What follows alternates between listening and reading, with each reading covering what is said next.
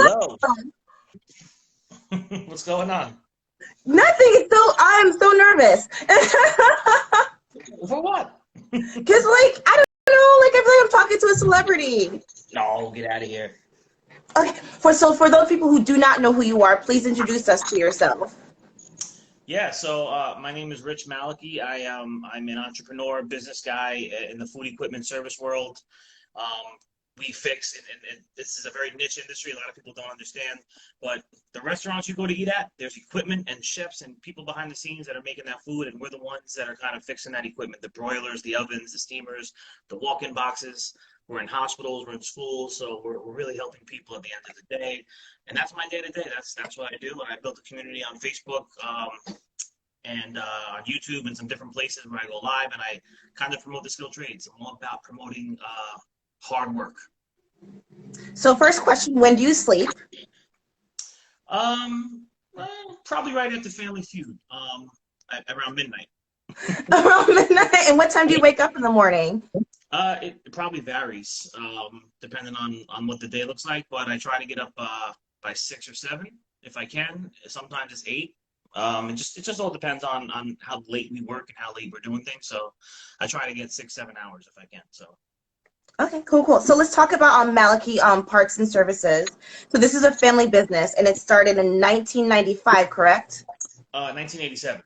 1987. Yes. Okay, so talk to us about the origin stories of the business. Yeah. So we're here in Jersey, North Jersey, right outside of Manhattan, and we service the whole state. But my father built the company. So I was in 1987. I was 6. So I wasn't really working then, but he was in a position that was very interesting because I was young and my mother was pregnant with my sister, and he was working for KFC and PepsiCo, and he went into there and he asked for a raise, and they said no, don't ask again. And Um, yeah, so he decided that day that he was going to quit, and he quit. He didn't tell my mom. He went to my grandmother and asked for $10,000 loan. He wanted to go get a van, tools, and everything like that. And my grandmother gave it to him, and he said, "I'm going to pay you back 10 times, I promise." And he ended up going and driving the van around all over Hudson County, New Jersey here, handing out his cards to Burger King, McDonald's, to colleges, and saying, "Call me at 2 a.m., call me at 2 p.m., call me on Easter Sunday, I'll be there." And from there, it just kind of took off. I mean, it was just work. I mean, we never saw my dad. I didn't understand it then. I understand it now, what he was doing. And, he was a one-man show for a long time. And, truth be told, he didn't start making any real money and probably until after 5 or 6 years in. oh wow. And, people don't understand, like, oh, you have a business, you must be rich, you must have all this money. It's just not the case. We're small businesses are fighting every single day for every dollar. And, so yeah, I mean that's the short story of how he kind of got his feet wet and planted him in the ground here, and he ended up adding a tech, 2 techs, 3 techs, 4 techs, and then fast forward to today, we have 15 guys. We're getting ready to hire our 16th, and we're expanding. So family business to the core. It's me and my sister here, and a lot of people that have been with us for 15, 20 years. Wow. Wow. Okay. So what did you do in high school? Like, were you like the jock? Were you the nerd? So in my yearbook, I got most likely to fall asleep at graduation. No, you weren't. Yeah. I hated school. I did. I didn't like any part of it. I went to Hudson Catholic in Jersey City, on Bergen Ave, and not the greatest area. Held up to Knife Point in my freshman year. It's just not a great area. But I met some of my good friends there, and it was an all boys school, which I hated at the time. But turns out, like I said, I met a lot of good people there, and I slept a lot. I slept a lot through a lot of classes, and I made it out by the skin of my teeth. And I ended up going to college for a little bit. I did a stint at St. John's and another one at Monmouth University. But ultimately, because my father wanted me here. He wanted me doing college. He wanted me here. I was constantly going. I couldn't juggle it all. It was too much. And truth be told, I wasn't excited for those college classes. So I threw myself into the business here. So how would you compare your 21-year-old self to your present tense self? Oh boy. 21, I would say I did not have a care in the world. 21-year-old Rich Mallett. If you saw me at 21 and there was social media like this, I would probably be in trouble right now for things coming back to haunt me. Um, listen. I did a lot of crazy things. We used to go to the city every weekend. And even though I was working at the family business, I really didn't care. I just didn't. It wasn't something I was excited for. I didn't want that. I didn't know what I wanted. I didn't want to go to school. I didn't want to do this. I didn't know what I wanted Yeah. to do. I wanted to party and have fun. Um, and you fast forward now. Um, I care about everything, and I care about all the people around me, and I care. I have people that count on me to do the right thing every day. So I gotta wake up and I gotta provide for them. I gotta deliver for them. So 21-year-old Rich is carefree, and 39-year-old Rich is caring for everyone and everything around him because he wants to build something bigger than himself now. And when I leave this earth, I want mom to have been proud of me, my sister. I want people to be proud of me, and I wanna, you know, my nephews. I want to show everyone the way. Um, and you can do that. And people say like with business, you can't do it with a good heart. You got to be strong. You got to be ruthless, and it's just not Yeah. true. Yeah. Yeah. Okay. Okay. So you give a large clientele. Do you prefer, if you feel comfortable answering this question, do you prefer working with bigger franchises or smaller businesses? Bigger franchises. Why? Yeah. So the goal here, there's a couple of reasons, and I'll be honest. I've talked about this in other places, honestly. Um, so as we grow, it's very hard to grow when you're just focused on the mom and pops in any market really. And when you're focused on the franchise, obviously, if you're working with McDonald's and you're working with Shake Shack and you're working with Qdoba's, if you could lock them in, you could have 20, 30, 40 locations. And this is about volume. And, if they have, two banks of fryers in every location, now I got 30, 40 banks of fryers that we get to repair because those are going to go down. And with the mom and pops, it's the one-offs, it's the one location. They might have a couple of things, and it's just not very exciting to me, profitability and growth-wise. And on top of that, I support the mom and pops. I eat at them. I love them. They don't want to pay the premium price that we deliver.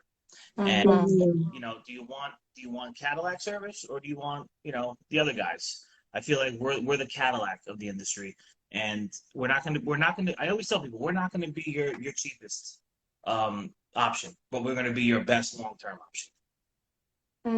So Okay. So who's in charge of your social media and your marketing? Because you post every day.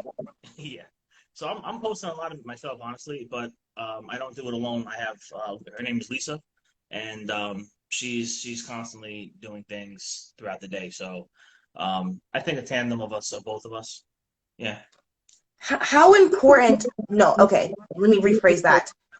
How do you balance your online presence and your presence with your local community, if that phrasing makes sense? Um, yeah. So balancing my online community with the community that I work within. Yes, yes, yes. Um, so Because you could be known in like Australia, but do they know you around the corner? You know? true. And it's funny you say Australia because I just started partnering with a company in Australia, and good people out there. But they don't know me the way. Yeah, they don't know me that way. Probably that the guy around the corner would know me. But I think through going through the industry events that I've been to and the conferences over the last decade, and I go to every single one of them. And I'll be going to Charlotte next weekend for the first event of the industry that's opening. I'll be in NAPM, which is the biggest show of the industry, in August. And so I think going to these conferences, it's interesting because you see a lot of these things, and I don't consider myself a celebrity like you would, or a YouTube or any of that. I'm just a guy trying to build something, like I said, a community, to promote the trades and build my business. But it's funny when you go to these things and people go, "Hey, Rich, oh man, I watch you. You don't know me, but I watch your videos all the time. I feel like I know you." And the reality is, dude, these videos are me. They really are. I mean, uh, I there's no sugarcoating. I'm as honest as I can be, without saying some kind of crazy off the wall things that I might say behind the scenes, with my f bombs and everything else. But It's me. So I think when people do meet me in person, they're like, oh, this is the same guy. So bouncing back on what you said about honesty, um, this is a two-part question. Is there such thing as being too honest with your staff? And what do you think makes a good leader? Um, I don't think there's a such thing as being too honest with your staff. I actually just talked about this yesterday on one of my lives. Being setting the right expectations for the people that you're bringing into your fold here. For me, in our industry, people are being told things all the time, especially technicians. We're very technician driven in the food equipment service side of the business, and it's a volatile marketplace right now. It's the Wild West out here. People are poaching, people are doing all kinds of crazy things. And they're promising these guys, oh, well, I'm going to keep you in this area only, and I'll only have you work on this stuff. And I have guys leave. I've had a guy or two leave. It's very rare, but it's happened. And I'm just finding out that this guy was sold $1 on a dream because it's just not the truth. And these other companies out here are saying that they're going to do something and they don't do it.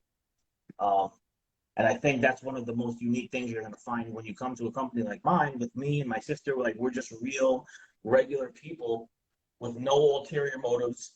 We give more than we take, and we're honest as hell. Like if as long as we're sitting here and you're in this company, you're going to be taken care of. And that's why I have these conversations with my guys all the time. You're not alone. If you need something, you got us. I don't want people struggling here. I don't. If you can't make your rent, if that shouldn't be. None of that should be. So we have to Mm-hmm. figure out how we can make that happen. And I have to be honest with them. Listen, we can give you this, we can give you this, we can give you this, but at the same token, you got to do this, this, and this. You got to deliver too. This is a marriage, so but we both have to make some sacrifices. So honesty is the key to everything, and when you're building a culture, and being talking about what is a leader. A leader is a guy that is going to be accountable to everything that happens in the business, no matter what. I know everything that happens here every day is on me, the good or the bad. So I have to be accountable, and I know that my team is working super hard, and the things and the systems and processes that were put in place by me. And if they're failing, I have to change them. I have to be the one to say, okay, listen, I screwed up. I'm going to make some changes. So being accountable to everyone around you every single day for every single thing that happens, that's a number one for me for a leader. And then showing up.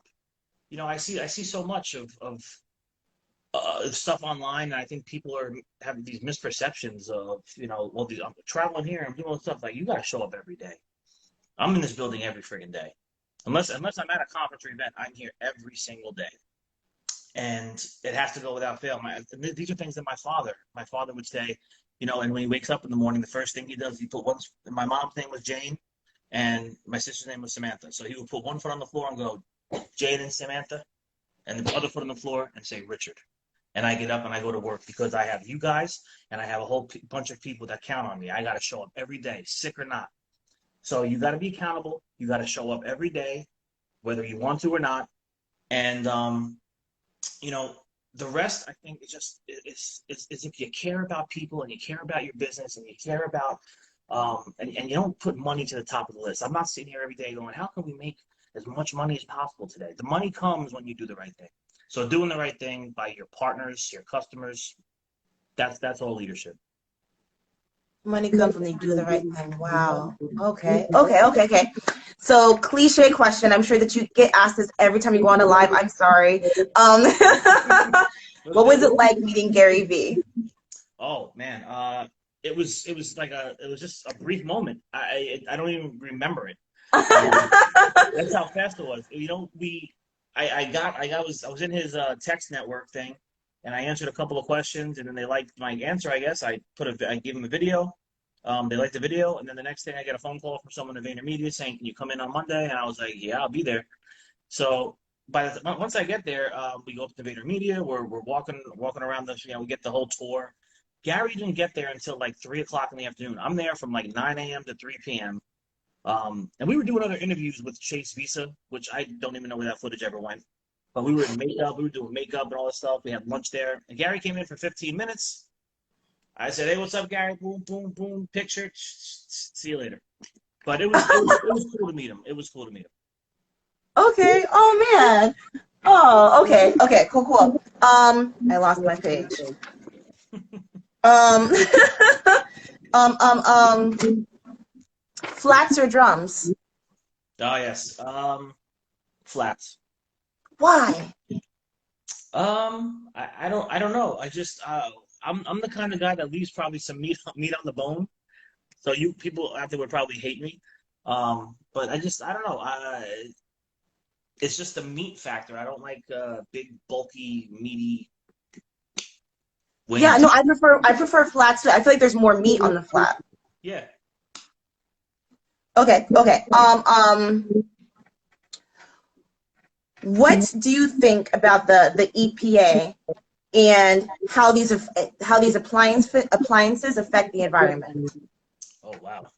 Um, well, uh, the EPA. So here in Jersey, of course, it's prime time for refrigeration. Our guys are slammed right now. All universal EPA certified guys, and we're reclaiming refrigerants, and we're doing it properly with our we have our vacuum pumps and everything on every van. Um, so we do it by the book. Everything's done by the book here, but we are. I will say this: we're seeing changes in the industry. So I don't know if you're familiar with the types of refrigerants, but the R22, that's one of the ones that is being phased out. So you're not going to be seeing much of that anymore. They're not putting it out there anymore. And there's a new style of gas called R290. I don't know if you've heard of this. It's Mm-mm. been in Europe forever, and it's a propane type of gas that's being put into these refrigeration units, and it's completely environmentally friendly. Um, and it doesn't take as much gas either.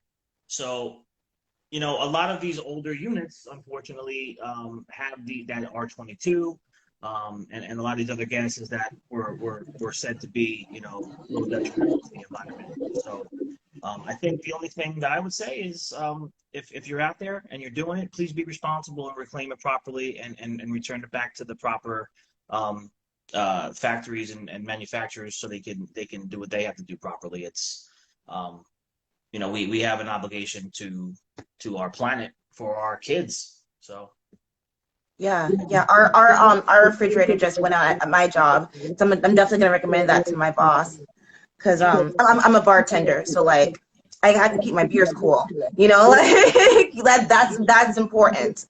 yeah, yeah. You can look Um, up and check out Delfield or Randell. I know they're putting out some R290 units. So okay, I'll definitely tell them that. Okay. Um, why do you think that it's important to learn a service trade as opposed to or in combination with going to college? yeah, so near and dear to my heart, right? I talk about this all the time. One of my objectives in building my community in the industry is to promote the trade. So um, and interestingly enough, quick story. I'm building a test kitchen here, and my technicians are not licensed plumbers or electricians by trade. So we can't actually go behind walls and do all these things. It took me probably 2 months to find a plumber to come to my building. And listen, we're busy too, but I don't tell my customer 2 months. It might be a week, but um, that speaks volumes because I called about four different companies. One of the guys was in the middle of a conversation, hung up on me. He said, "Oh, I'll call you back," and I couldn't get back in touch with him. Another guy told me he's coming, never showed up. So we're just going through this round and round. I finally found the company to come, but there's a lack and shortage of men and women in the skilled trades today, and it's going to affect the future. And they might not go away, they might not be extinct, but it's going to affect. Listen, what if you need a plumber in your house? It might be $300 to walk through the door today. It might be $800 a few years from now because it's supply and demand. It's going to get very, very expensive for the customer and user um, because we're going to have no choice. We're going to be slammed, and we're going to have to up our charges. But it's important for the people that are saying, so okay, college, skilled trades, what do I do? I'm not bashing college. If you want to No, go, go. yeah, That's what you think your best line of to success is going to be. Do that.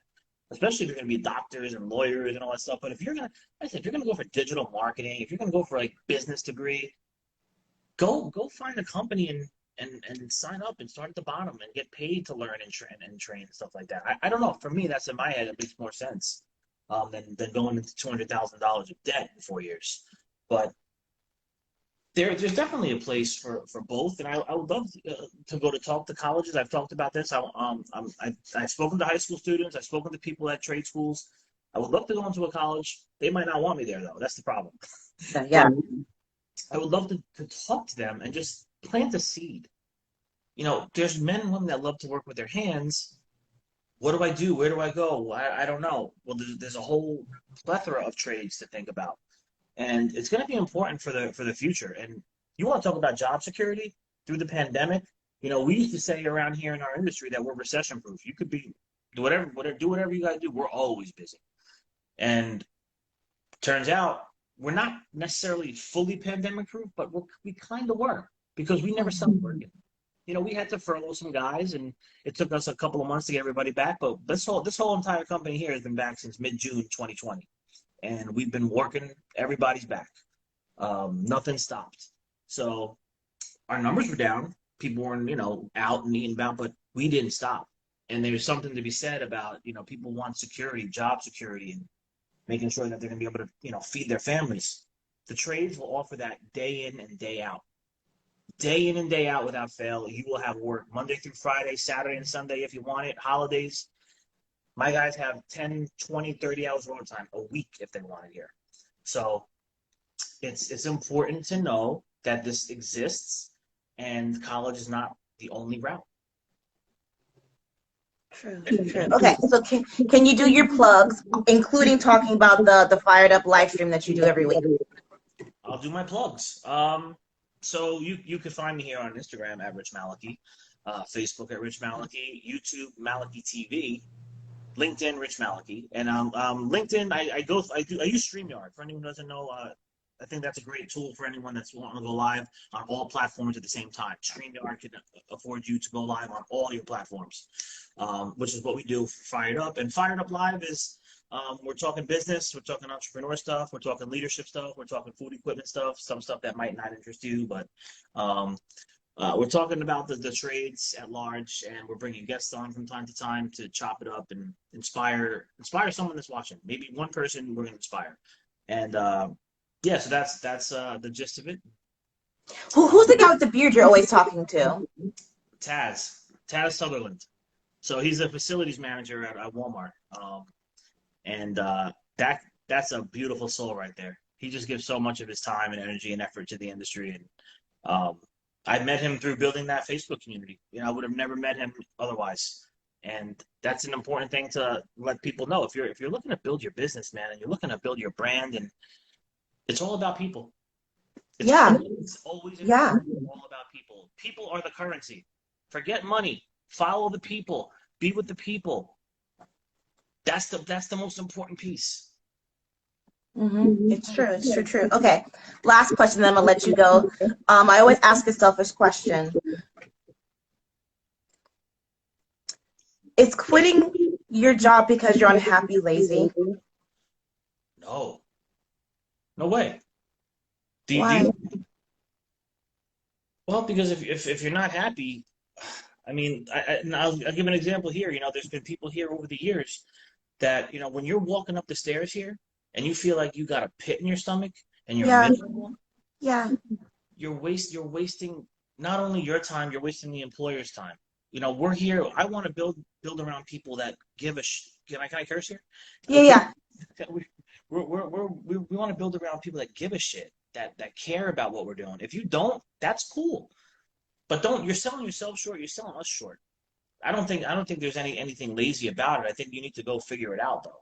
I don't think you should be wasting your time going to a place that is not fulfilling you.